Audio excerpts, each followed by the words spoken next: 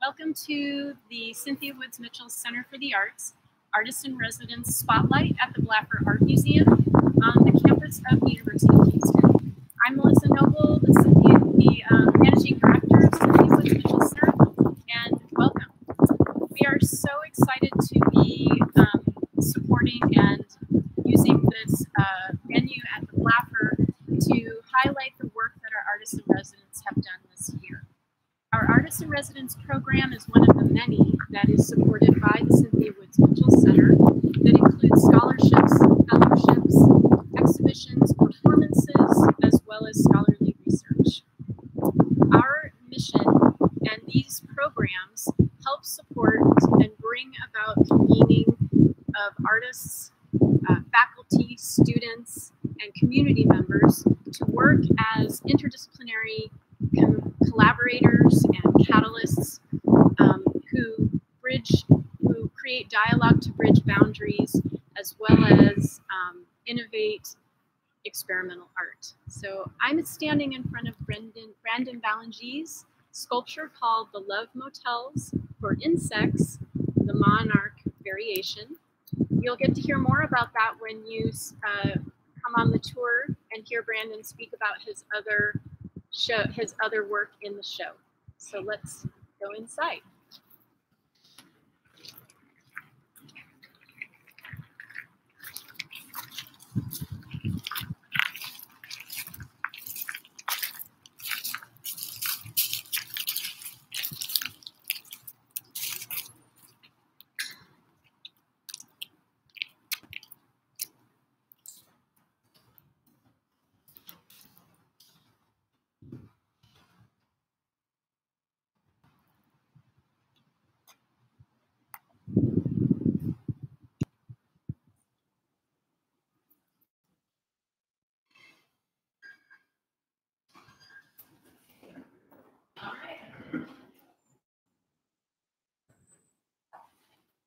Come this way and I'll introduce you to our artistic director. This is Steven Matijcio, the director and head curator of the Blaffer Art Museum, as well as the artistic director of the Cynthia Woods Mitchell Center. He'll be taking you on this tour today to get to talk to our artists and see the exhibition. Thank you, Melissa. Hi, everyone. Welcome to the Blaffer Art Museum. We're so glad you could join us today for this premiere in these series of artist talks here at the museum. Just a quick note that the Blaffer Art Museum, we are open Wednesdays to Sundays, noon to 5, and we are always absolutely free. So please come and visit us. This particular exhibition will be up April 17th to the 25th, so a very limited time only, so please make your reservations. We have a site, we have a place on the website where you can make your reservations, and you'll be assured of a place to come and visit the museum. We are very proud to be introducing and premiering the Cynthia Woods Mitchell Center for the Arts Artist in Residence Spotlight this year. And so I'm just going to give you a really brief introduction. This is the first time that we've done this type of exhibition. So the Blaffer and the Mitchell Center have been looking for new opportunities to work with one another. And for this year, you know, in some ways this is replacing Countercurrent, where we had the opportunity to really celebrate the artist project. And this has been an unusual year. With the COVID-19 pandemic, the artists couldn't quite visit Houston as much as they had hoped or in some of the ways that we had planned, but they still were creative, adaptable, and really created some inspiring presentations and projects. And so we thought with this week at the Blaffer, we would use this opportunity to celebrate that work, to give it some kind of physical footprint and to really celebrate these projects. And so we're going to take you on a tour, and we're pleased that we have two of the artists in residence in the building today. So we're going to walk in and meet Marisa Jean in the first gallery.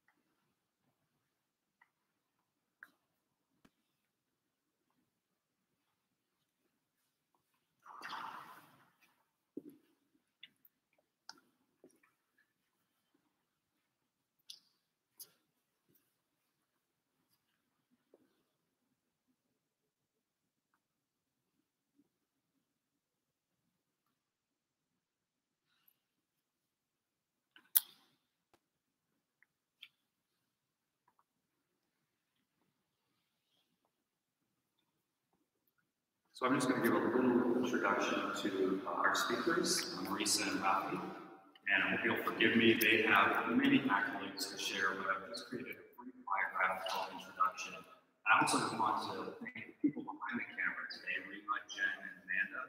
This is our maiden voyage for this type of live stream artist tour exhibition opening. So thank all of you and thank them for launching this technology, this new form of sharing our exhibitions. So we want to start with Marisa Jean, who is an artist, professor, filmmaker, and creative technologist who exemplifies the possibilities of art as social practice. Marisa has won awards from Creative Capital, Tribeca Film Institute, and Sundance, and has shown her work at both the Museum of Modern Art in New York as well as Barack Obama's White House and many other locations. She's the founder of Studio Rev, which is a nonprofit organization that co-designs public art and creative media with low-wage workers, immigrants, and women. Her work in Houston centers upon Care House, which is founded by Marisa as well as architect and professor Rafi as a living monument for care and the first intergenerational care-based co-housing project in the United States. And so we're very pleased to welcome Marisa and Rafi to share more about both Care House and stories of solidarity with you today.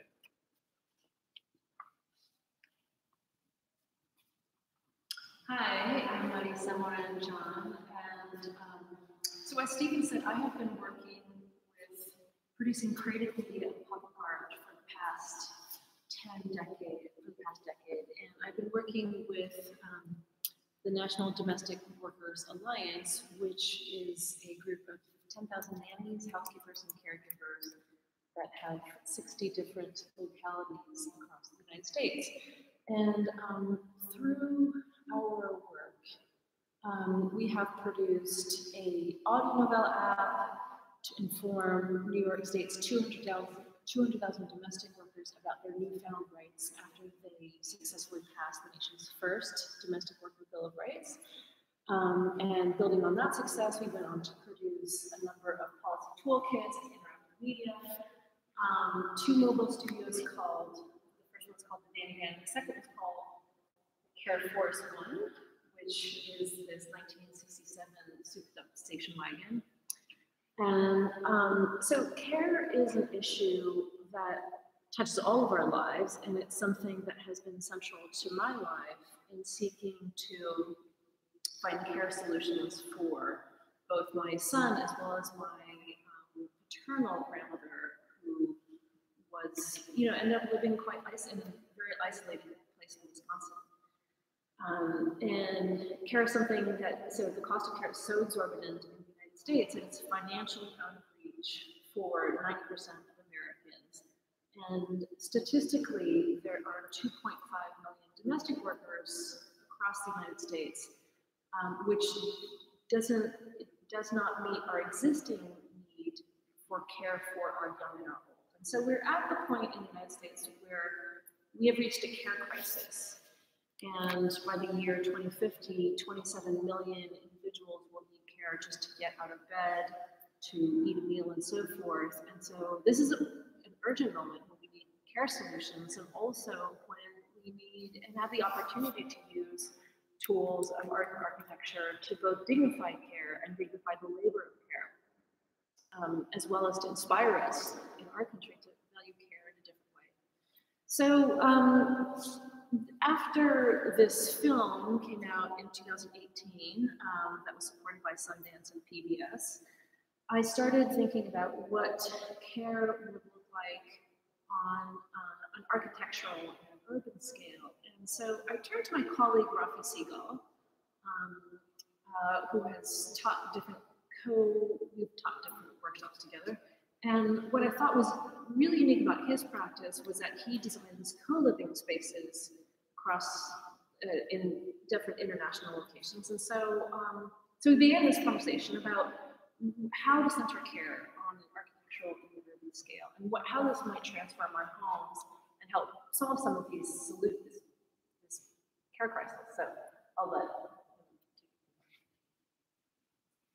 Hi, I'm Rafi Siegel. I'm an architect, and So, and as Marisa said, we've been working together for a few years, and really the kind of challenge was the question: Can architecture help solve the care crisis? And if so, how? How do we even begin to imagine an architecture that can create a different environment for care? And the concept of the beginning of this exploration, you can see some sketches here, is to develop, let's say, a building that would have residential units, apartments, for elders and for caregivers, and dedicated shared spaces where the caregivers support the elders. And this is the exploration and the model that you kind of unfolded here. How we develop that in the current model, which is a 5-story building in Baltimore, on a corner block. How do we create the relation between the individual residential units and the shared spaces? So this is kind of where we're maybe we can move on here.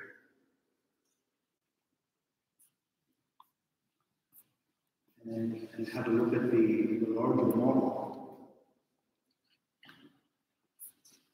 where you can see it's a U-shaped structure.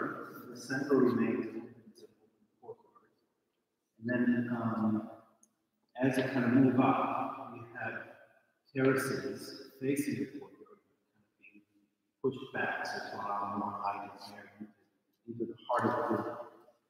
But the most significant part that you see in this specific model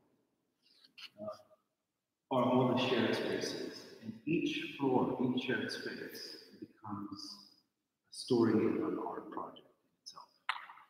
And this is what you see here at this scale in the back.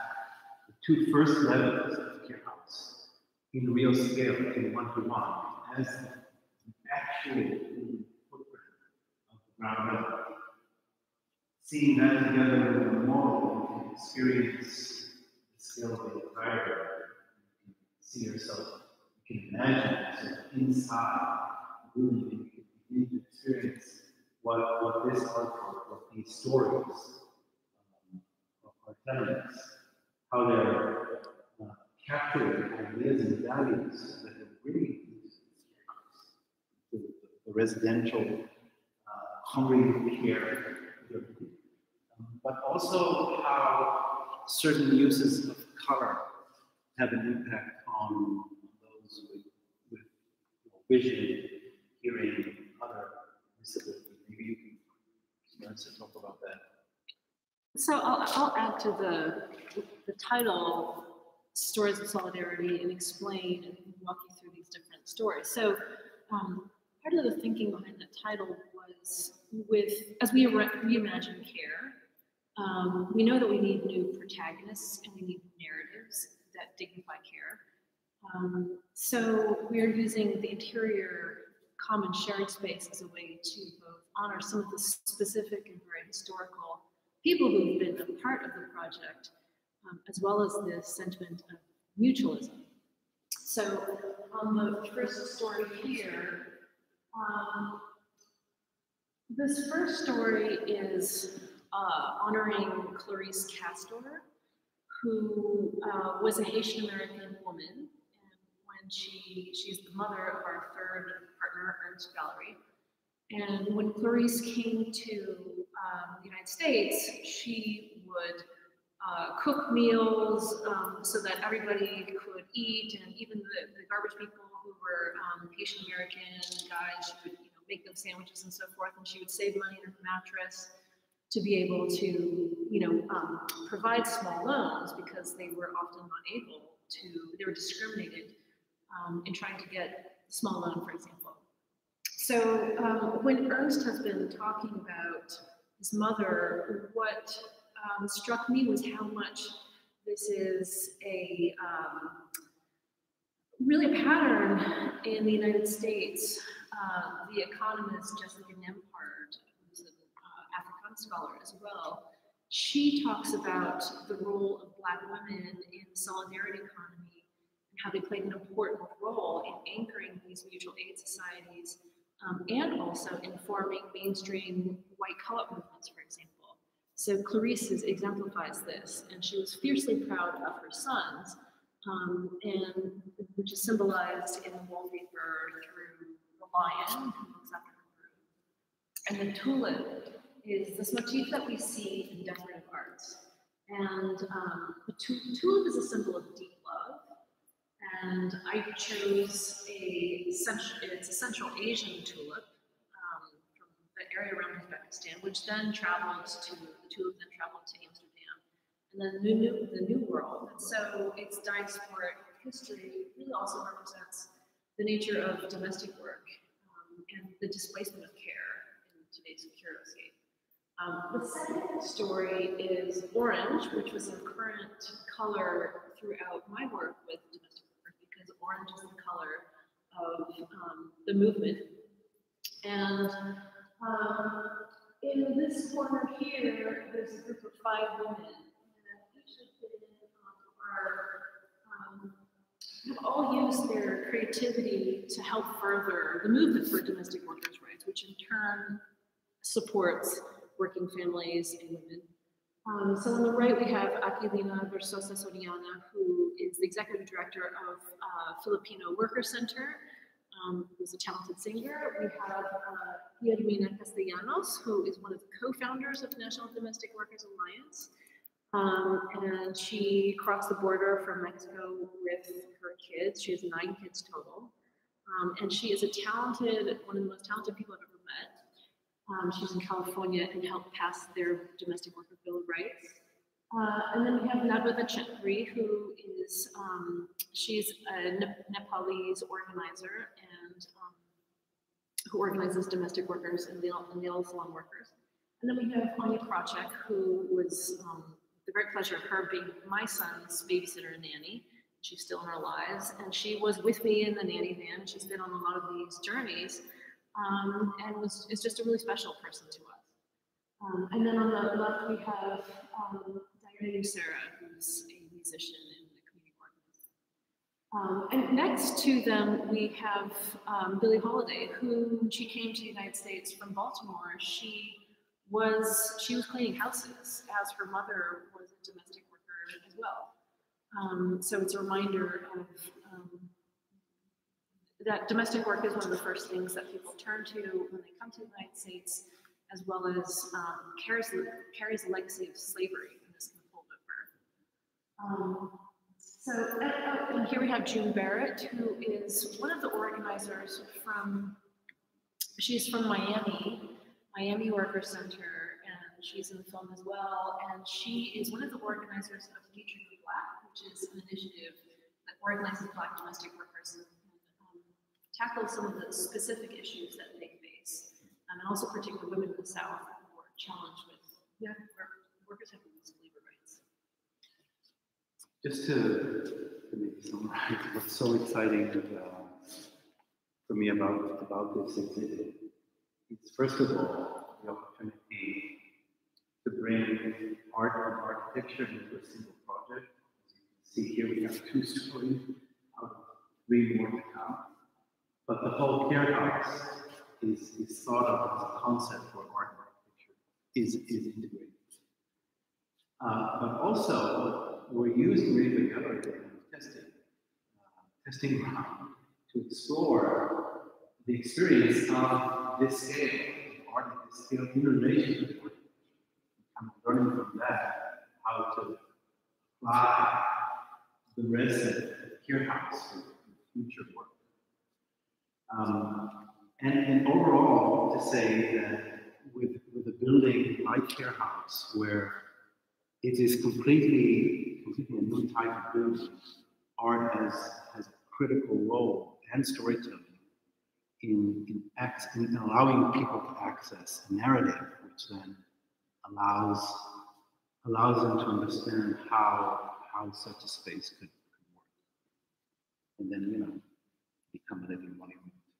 To care, yeah.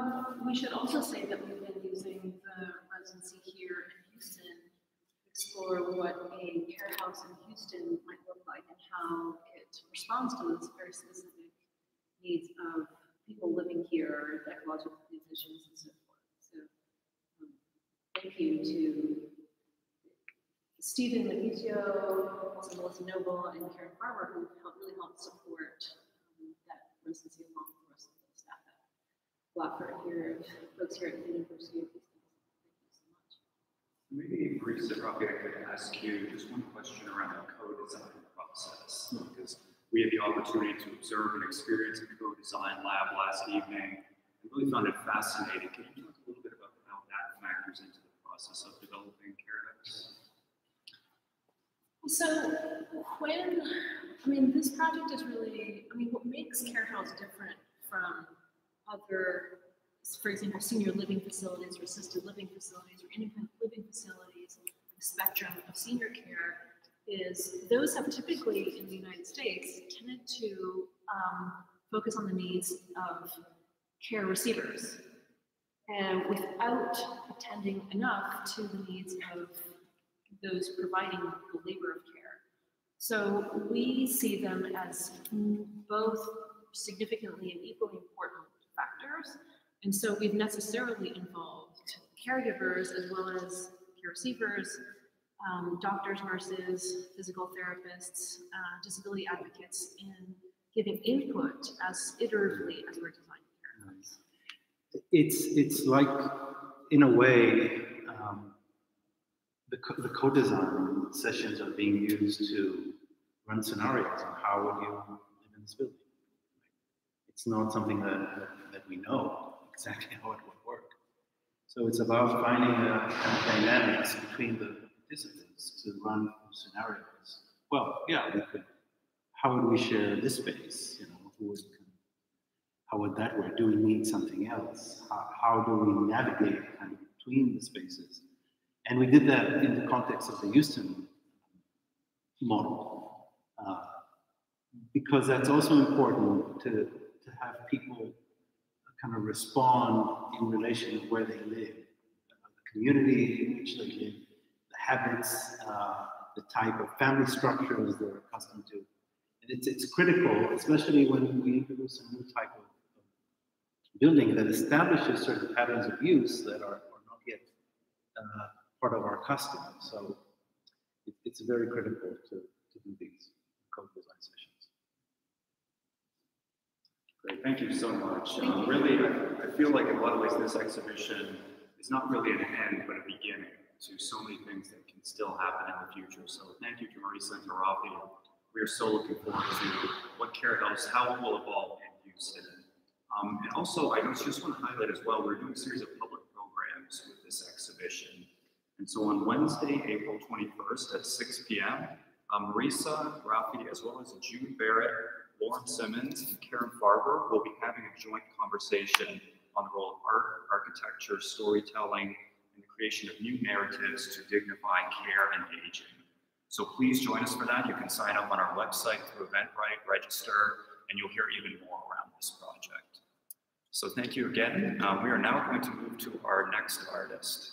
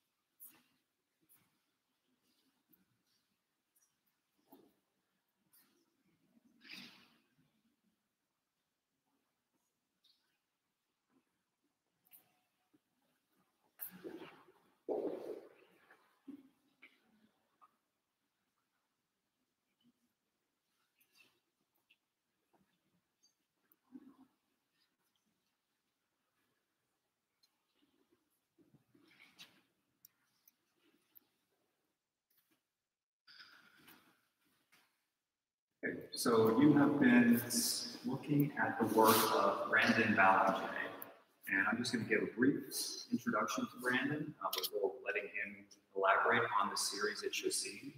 So Brandon is an artist and biologist who creates multimedia artworks inspired from his ecological field and laboratory research. He holds a PhD in transdisciplinary arts and biology from the University of Plymouth, England, and has received numerous awards and fellowships, including a Smithsonian Artist Research Fellowship, and most recently, a Guggenheim Fellowship. Big congratulations to Brandon for that, just recently announced. In 2016, in partnership with his wife, sustainable food educator, Aurore Ballengée, they began the Atelier de la Nature, an eco-educational campus and nature reserve in Arnaudville, Louisiana. For his Mitchell Center residency, Brandon has been doing many different things and activities and workshops, but his art science project manifests in some way in the prints that you're seeing around you. They have explored Houston's urban species through the lens of seven major phyla of animals, 7 deadly vices or unsustainable practices, and 7 cardinal virtues or sustainable actions, all in relationship to the COVID-19 pandemic.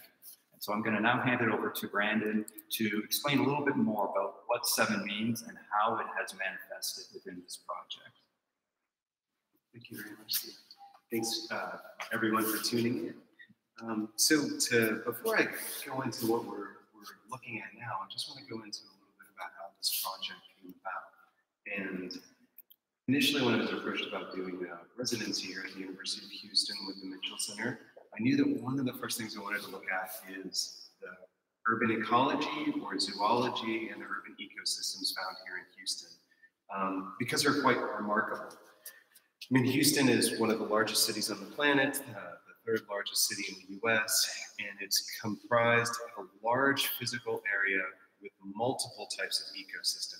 It's remarkably diverse. There's saltwater habitat in the Gulf of Mexico from Galveston Bay. There's estuary habitat, there's bayou habitat, there's even subtropical forest, prairies, and on and on. So it's incredibly diverse and really, really spread out. And because of that diversity of ecosystems, you have an awful lot of animal life. And those animals are really interesting because as a biologist, one of the things that I'm really interested in is what are called indicator species. And when we start to think about that, we look at what organisms can tell us about ecosystems by their health, and their presence or their absence can tell us if an ecosystem is functioning well or if it's not functioning that well.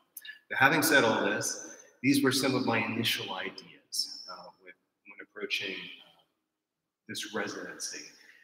However, something happened, a pandemic. So right at the beginning of when I was just starting to do the first field trips to some of the ecosystems here in Houston, we were hit with COVID-19, and suddenly everything changed. And I found myself back in Louisiana at a grocery store, just getting basic supplies and thinking about what I've been reading about or listening about the pandemic already.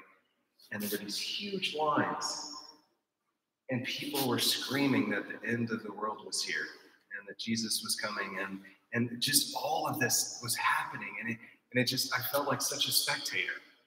And thinking about how my reality was so different than theirs, and thinking about how, what did this mean to them? What does it mean for all of us?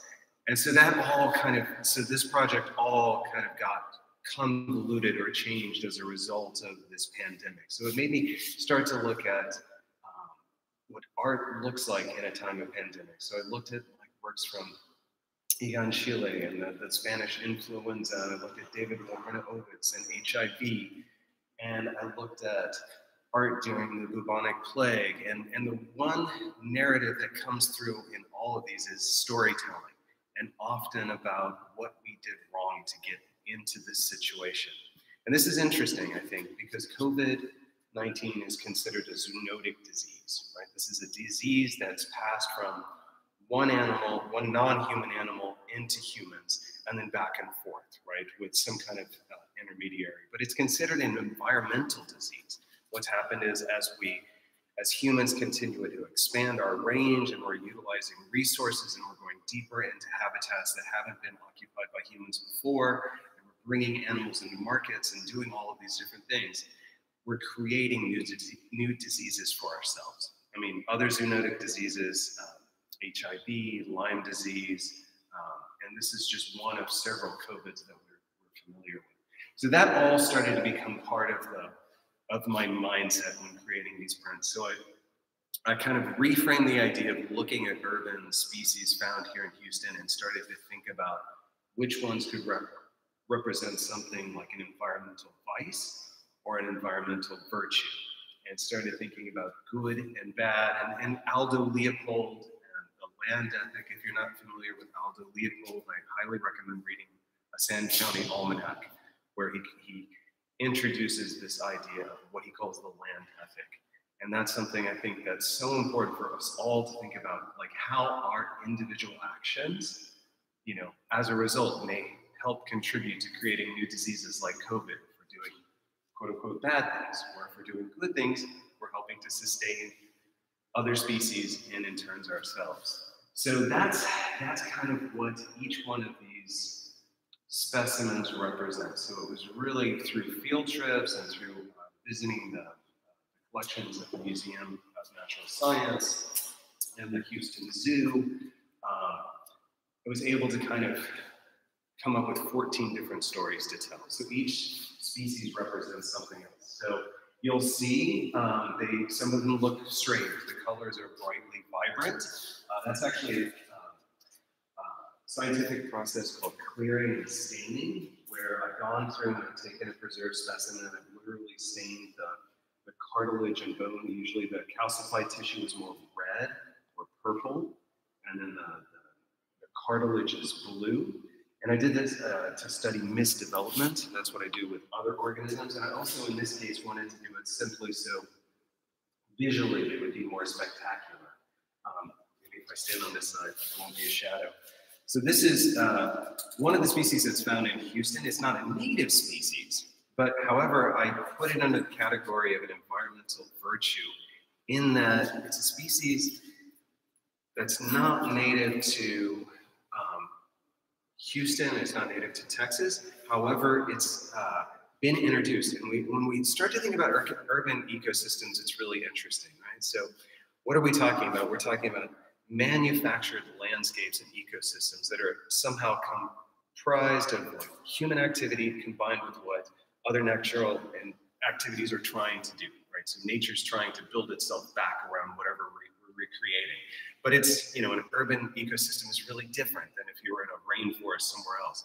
So one argument is when we see non-native species in urban areas, why is that such an issue? Look at our populations. Our populations are from all over the world. Why would the nature not reflect that? So that's been an ongoing debate in conservation circles for years. And I wanted to use the art to kind of talk about that story a little bit and for us to discuss it, to generate discourse about that. So this is one that's called a cleaner fish. That's one of the common names. It's a sailfin, armored catfish. And one of the interesting things, it's thriving in Buffalo Bayou because of all the nutrients that go into Buffalo Bayou from all the runoff from lawns. And so it's eating the algae. So it's actually cleaning, which is kind of interesting because it comes up with this metaphor for, you know, how it's almost trying to restore the ecosystem and make the water clearer. There doesn't seem to be a lot of evidence that it's actually causing any harm. It might be transmitting viruses or changing things that we don't realize, but I couldn't find any scientific evidence that it's actually harming any of the native species. This is one of them. You can also see the backgrounds. What I did is, so this was a preserved specimen. I did this clearing and staining. I photographed it. Then in Photoshop, I scanned all the masks that I've been wearing since I've been here over the past few months for all the public events. There's a variety of different masks, but that's what these backgrounds are.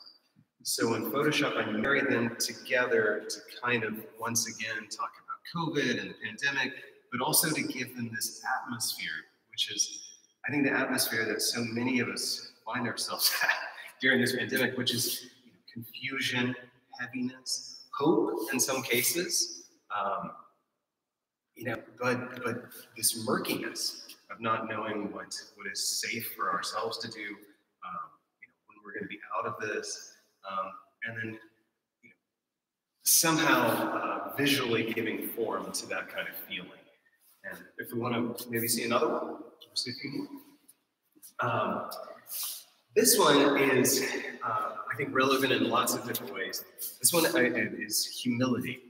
And so this is a horseshoe crab. It's actually molt, so a skin of a horseshoe crab that I stained blue, so to represent some of the material that the exoskeleton is made from, but also because horseshoe crabs have blue blood, which is really interesting. Their blood, instead of being iron-based like our own, is copper-based. They also have an open circulatory system. So basically, what's fascinating is this creature that is relatively unchanged over the past 400 million years since the Cambrian is still found in the Gulf of Mexico and in the Atlantic. It's got this open system. When some kind of bacterial toxin comes in the presence of its blood, it congeals. And it forms a puddle around that toxin to prevent it from infecting the whole animal. So since the 70s, and even a little bit before, we've been harvesting the blood of horseshoe crabs to check, to test our antibodies on. So our medicines are heavily reliant, including the COVID vaccines, on horseshoe crab blood. Now, what's strange is you can find, so anyway, to finish that, this animal is essential for the security of human medicine. It's also, there's 4 types of horseshoe crabs. This is the one species called the Atlantic. It's declining. The other 3 are, almost have disappeared. The other 3 related species. This we should be protecting at all costs to save ourselves in the long run, unless we figure out another way to do the medicine. But what we've been doing is we've been extracting their blood and we test our antibodies on it. So the COVID vaccines were tested using horseshoe crab blood. The interesting thing is you can find the molts along Texas beaches, but a wild live pair has not been seen in Texas water since the 1940s. They were there was an attempt to re-release them in the 1980s to Galveston Bay. It doesn't seem to have worked. They're found in Louisiana, Alabama, Mississippi, Florida. They're found south of Texas waters, so they're in Mexico. But for some strange reason, they're not here at the moment. So their absence starts to tell a story. So I wanted to include them as part of it too, and they're an amazing creature. They're more closely related to ticks and scorpions than they are crabs. They're very, very ancient. And do we have time? Do we want to see some more? Maybe one other?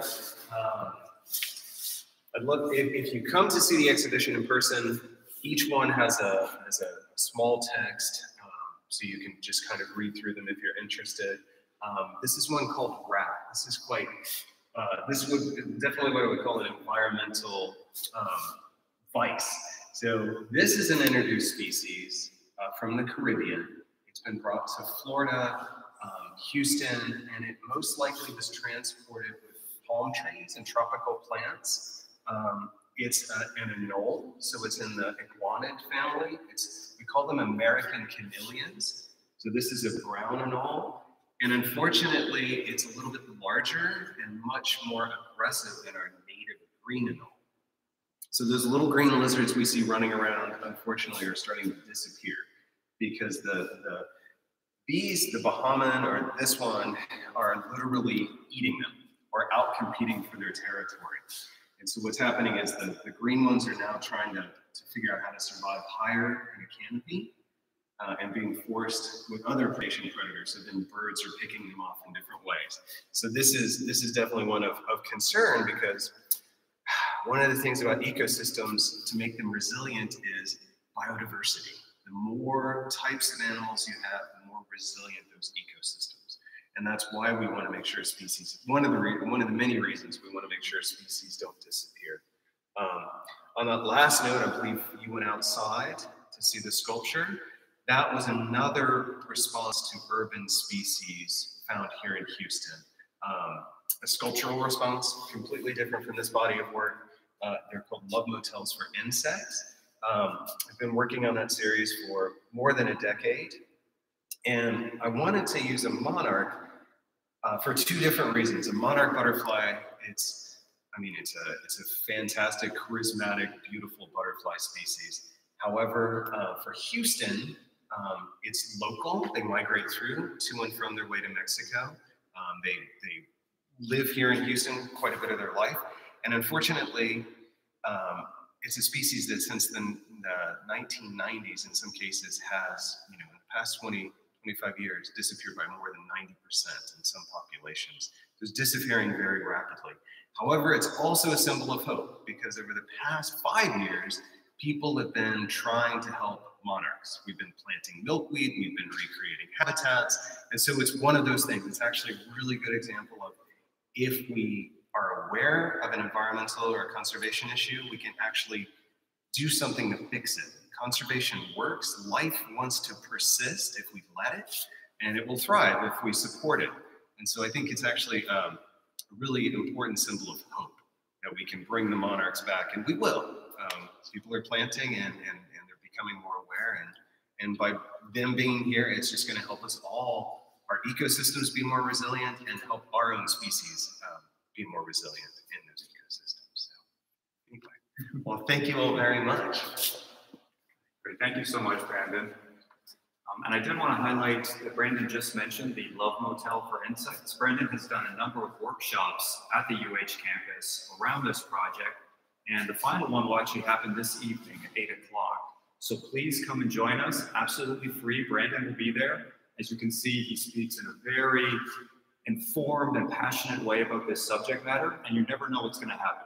We hope that some insects will show up. Brandon will introduce us to them and elaborate. This idea of the indicator species and what they reflect in terms of the larger ecosystem is always compelling. So please come and join us for that evening, for that event. It's tonight at 8 o'clock in the Blaffer School of Art courtyard. And the monarch sculpture will be on display and will actually be the centerpiece for this event. So thank you again, Brandon. And we are now going to head up to the second floor of the Blaffer Art Museum and look at the work of Shaun Leonardo. So please come and join me for a walk up the stairs, and we are going to look at Shaun's work.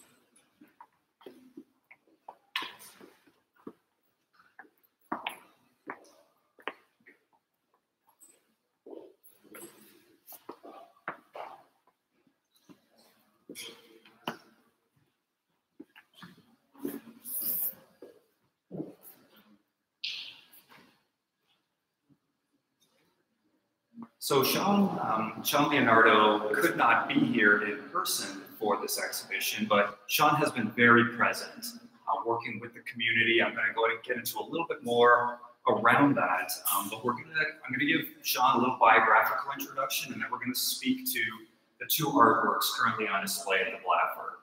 So Shaun is a Brooklyn-based artist from Queens, New York. He received his MFA from the San Francisco Art Institute, and his work has received support from Creative Capital, Guggenheim Social Practice, Art for Justice, and a Blade of Grass. His work has been featured at the Guggenheim Museum, the Highline, and U Museum, and his solo exhibition, The Breath of Empty Space, began at Mass MoCA last year and is currently on display at the Bronx Museum. Shaun's multidisciplinary work often involves workshops, collaboration, and participatory practices as he provides platform for voices to be heard and stories to be shared in a variety of languages. So let's go and take a look at this video piece called Memory Cycle. We have the volume off right now just for the sake of this tour. Let's go have a look at it, and I'll speak to what we're seeing as we view the video.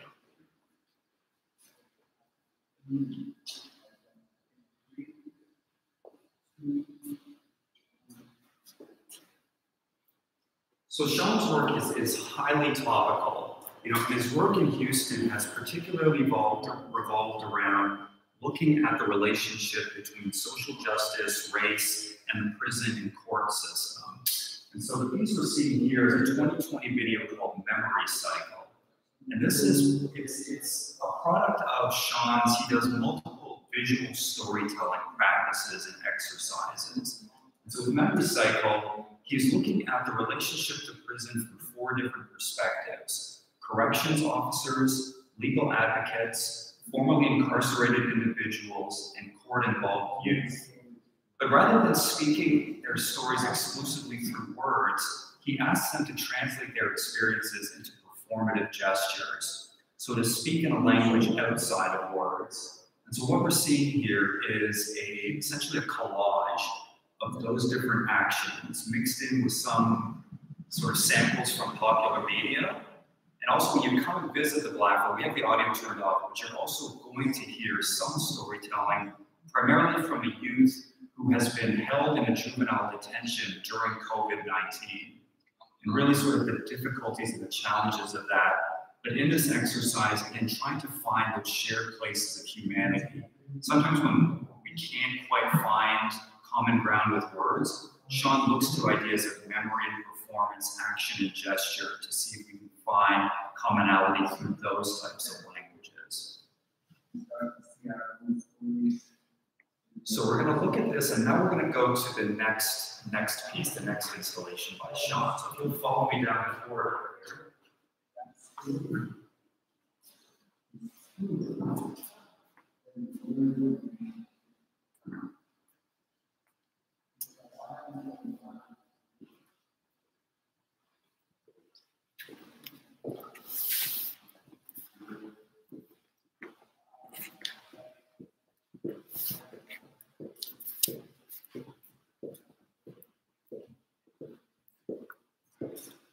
You go into the space and I'll follow you and say a few words about this work.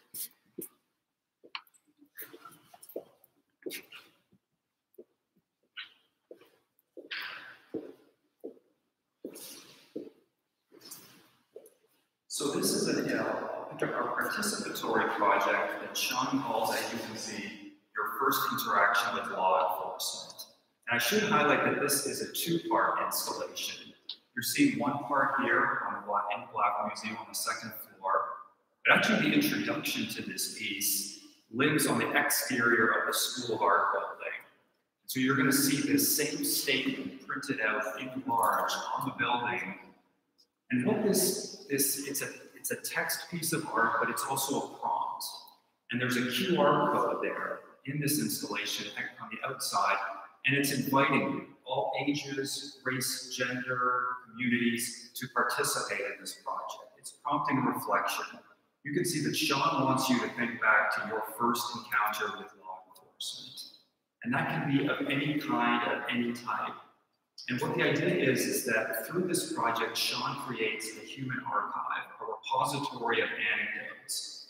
And as you can see, how we've installed it in the Blaffer, we have the text written large, and then all the stories will gradually populate and fill the wall and surround this text. And so we have a few stories, actually a number of stories that Shaun has collected in various cities around the country. In Philadelphia, in New York, in California, everywhere that people have contributed. And these are anonymous stories and they're anecdotes. Sometimes they're one sentence, sometimes they're a couple paragraphs. But we continue to build this archive, and then we sample. Shaun samples in every city that this exhibition is shown, this installation, and he starts to create new narratives and new constellations of these anecdotes. And so here in Houston, you have the opportunity. This exhibition is on display until April 25th, but the installation outside will be up until the end of May. And so you have that opportunity to contribute to this archive. And we're going to be highlighting Houston stories. And so the Houston stories will be written in red, so you'll be able to find them within this larger constellation. But this really speaks to the very participatory nature of Shaun's work. He creates a stage, he creates a platform, he creates a catalyst for many narratives to coalesce and to come together. And so we're hopeful, especially during this moment in time, that this can be another cathartic gesture, that we can all come together, share our stories, hopefully find a new place of commonality and dialogue. And sort of further along in that theme, you know, we've been highlighting public programs that each of the artists will be participating in. So Shaun has been working in an intensive way with 8 Million Stories, a third ward-based community organization. And Shaun will be in dialogue with the executive director, Marvin Pierre, on Thursday, April 22nd at 6 p.m. They'll also be joined by Elwyn Lee, who is the Vice President for Community Relations and Institutional Access at the University of Houston. And collectively, they're going to discuss guiding principles of their institutional work amid convergent traumas of both the pandemic and ongoing racial injustice. So I wanted to emphasize again, all of the links for those public programs, everything we've spoken about today is on the Blaffer Museum website. Just go to the exhibition page where you can register and sign up. And this essentially concludes our tour today. We want to thank all of you for joining us, for going along this voyage of this live stream tour. I want to thank everyone involved, especially my co-director at the Mitchell Center, Marisa Noble. And please come out and see the exhibition. Again, it's up until April 25th, always free of charge, and we very much welcome you and hope to see you soon.